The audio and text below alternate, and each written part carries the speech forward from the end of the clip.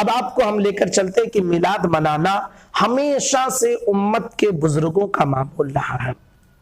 میں کچھ ایسی باتیں آپ کے گوشگزار کر دوں کہ جو لوگ یہ کہتے ہیں کہ میلاد نہیں منانا چاہیے، اور جن بزرگوں کا بار بار وہ اپنی کتابوں میں حوالہ دیتے ہیں، جب میلاد کی بات آتی ہے تو ان بزرگوں کی باتوں کو یہ نہیں مانتے ہیں۔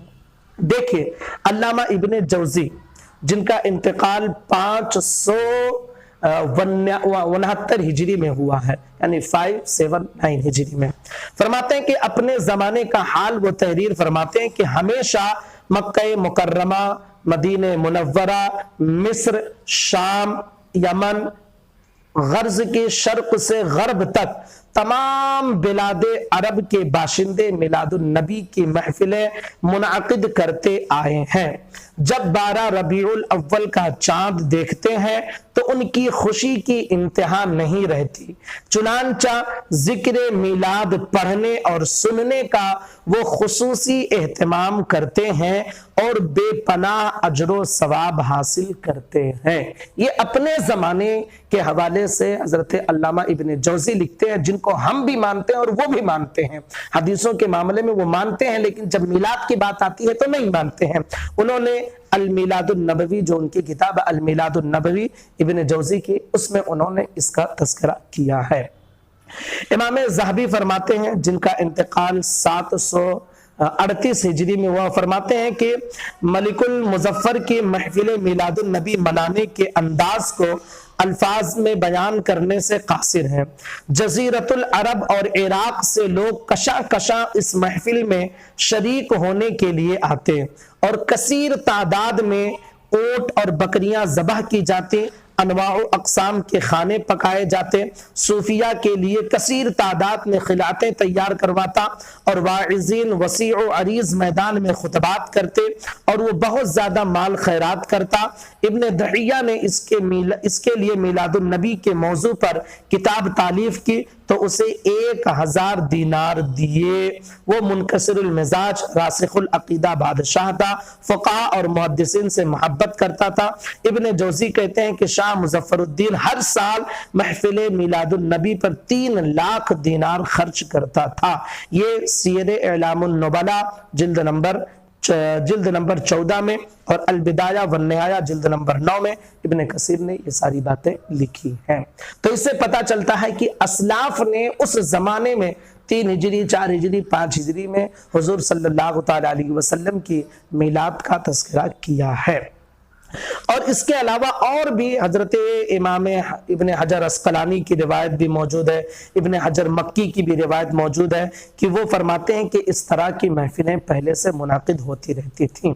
شاہ ولی اللہ محدث دہلوی علیہ رحمت والرضوان جو ایسے بزرگ ہیں کہ بار بار ہم بھی ان کی کتابوں کا حوالہ پیش کرتے ہیں، اور یہ معترضین جو اعتراض کرتے ہیں محفل میلاد پر، وہ بھی ان کو مانتے، ان کی کتابوں کا حوالہ پیش کرتے ہیں۔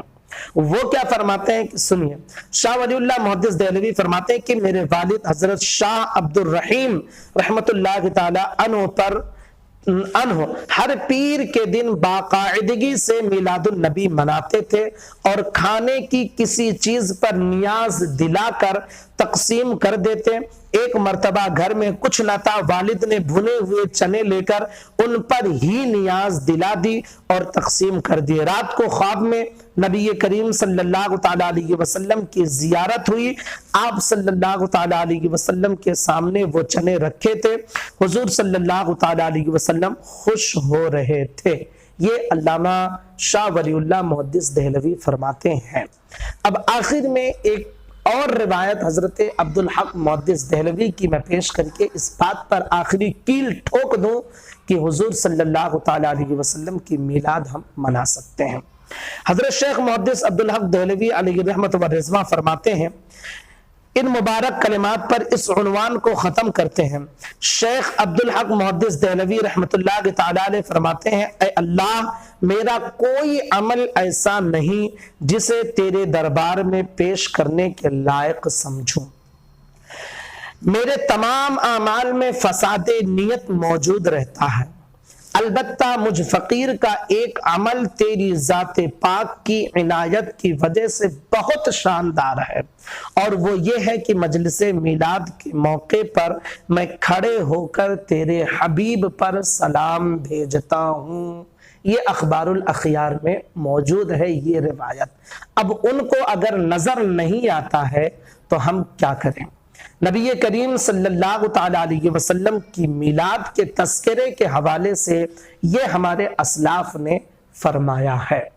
अब आपको बता दें कि हुजूर सल्लल्लाहु ताला अलैहि वसल्लम का मिलाद जिस शक्ल में आज राइज है, जिस तरह जुलूस आज निकालते हैं, यकीनन सहाबे किराम के जमाने में इस अंदाज में नहीं था, लेकिन जो रूह आज मिलादुन नबी में बाकी है वही रूह सहाबा की मजलिसों में भी होता था। और रिवायात से ये साबित है कि सहाबाए किराम रिदवानुल्लाह ताला अलैहिम अजमईन हुजूर सल्लल्लाहु ताला अलैहि वसल्लम का तस्करा किया करते थे। आप जानते हैं कि हुजूर सल्लल्लाहु ताला अलैहि वसल्लम मस्जिद नबवी में तशरीफ लाए, सहाबा बैठे हुए थे। ये मुस्लिम शरीफ की रिवायत हज़रत अमीर मुआविया की रिवायत से है। हुजूर सल्लल्लाहु ताला अलैहि वसल्लम मजलिस में तशरीफ लाए, सहाबा बैठे हुए हुजूर का तस्करा कर रहे थे। सहाबा से हुजूर ने पूछा क्या कर रहे हो, कैसी मजलिस है? मा अजलसकुम, पूछा कैसी मजलिस है? तो उन्होंने अर्ज किया कि नज़कुरुल्लाह व नहमदहु, इस तरह की हदीसें, इस तरह की रिवायत, नज़कुरुल्लाह व नहमदहु अला मा औ कमा क़ाल, जिसमें एक लफ्ज है वह मन बिही अलैना, यानी आपको हमारे दरमियान अल्लाह ने भेजा, इस एहसान का हम तस्करा कर रहे हैं। तो हुजूर ने फरमाया क्या तुम इस पर हलफ उठा सकते हो? तो उन्होंने कहा हम हलफ उठा सकते हैं कि हम यही तस्करा करते थे। तो हुजूर ने फरमाया दरअसल मामला यह है कि जिब्राइल मेरे पास आए थे और उन्होंने मुझे बताया कि सहाबा की इस महफिल पर अल्लाह फिरिश्तों के दरमियान मुबाहला फरमा रहा है, खुशी का इजहार फरमा रहा है, फख्र का इजहार फरमा रहा है।